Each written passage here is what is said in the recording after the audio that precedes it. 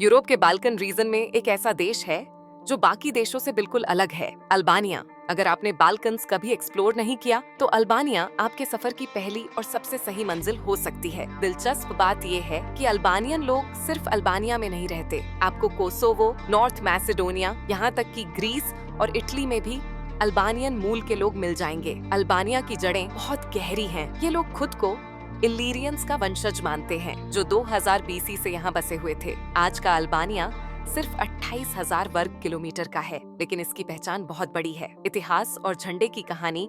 Albania का झंडा, काला डबल हेडेड ईगल, बस यूं ही नहीं बना। इसकी कहानी 600 साल पुरानी है, जब स्कंदर बेग नाम के एक फौजी नेता ने ऑटोमन साम्राज्य से बगावत कर दी थी। 1912 में जब देश को आजादी मिली, उसी झंडे को आधिकारिक मान लिया गया। आज अल्बानिया की करीब 83% आबादी खुद को अल्बानियन मानती है और बाकी में ग्रीक, रोमा और दूसरी छोटी छोटी कम्युनिटीज शामिल हैं। राजधानी तिराना की हलचल। तिराना अल्बानिया की राजधानी हर समय चहल पहल से भरी रहती है, चाहे दिन हो या रात। यहाँ की सड़कों पर ट्रैफिक और लोगों का हुजूम लगातार चलता रहता है। यहाँ आपको मेट्रो या ट्राम नहीं मिलेगा, लेकिन पैदल चलने और पब्लिक ट्रांसपोर्ट से आप कहीं भी पहुँच सकते हैं। बाइक और इलेक्ट्रिक स्कूटर का इस्तेमाल बहुत आम है। यहाँ 2 तरह की टैक्सियाँ मिलती हैं, पीली और सफेद हरी। सफेद हरी टैक्सियाँ थोड़ी महंगी हैं, लेकिन बेहद लग्जरी और आरामदायक होती हैं। कार पहले, घर बाद में। तिराना में एक चीज और देखने लायक है, यहाँ के लोगों की गाड़ियों के प्रति दीवानगी। हर 3 में से एक गाड़ी लग्जरी ब्रांड की होती है, जैसे रेंज रोवर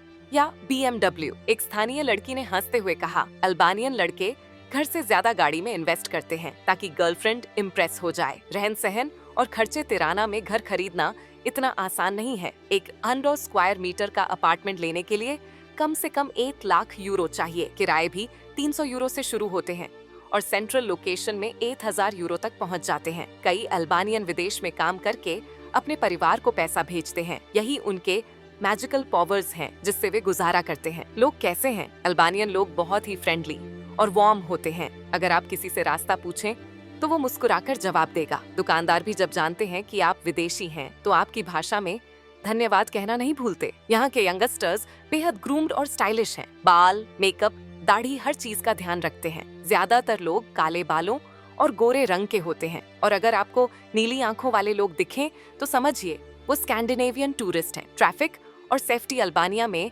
ट्रैफिक काफी होता है, लेकिन ट्रैफिक पुलिस हर चौराहे पर मौजूद रहती है। यहाँ के ड्राइवर्स पैदल चलने वालों का पूरा सम्मान करते हैं। पुलिस की मौजूदगी हर जगह दिखती है, लेकिन वो बस गश्त करती है, छोटी मोटी बातों में दखल नहीं देती। इस लिहाज से ये देश बाकी बाल्कन देशों की तुलना में ज्यादा सुरक्षित माना जा सकता है। स्कंदरबेग स्क्वायर और लाइफस्टाइल। तिराना का स्कंदरबेग स्क्वायर बहुत बड़ा और सुंदर है, लेकिन थोड़ा शांत सा लगता है। यहाँ दिन भर या रात को भी कोई खास एक्टिविटी नहीं होती, जो थोड़ा निराश करता है। हालांकि पास ही में एक फेरिस व्हील है और कई युवा ग्रुप्स तस्वीरें खिंचवाते दिख जाते हैं। यहाँ के लोग, खासकर युवा वर्ग, खुले विचारों वाले हैं और यूरोपियन स्टाइल में जीते हैं। फूड और कल्चर। अल्बानियन खाना बहुत हद तक तुर्की और ग्रीस से मिलता जुलता है। यहाँ आपको कोफ्ते जैसे मीट डिशेस, स्पिनच और योगर्ट वाले डिशेस और विश्व प्रसिद्ध अल्बानियन लिवर मिल जाएगा। कॉफी यहाँ की लाइफलाइन है, लेकिन ध्यान रहे, यहाँ की कॉफी गर्म नहीं बल्कि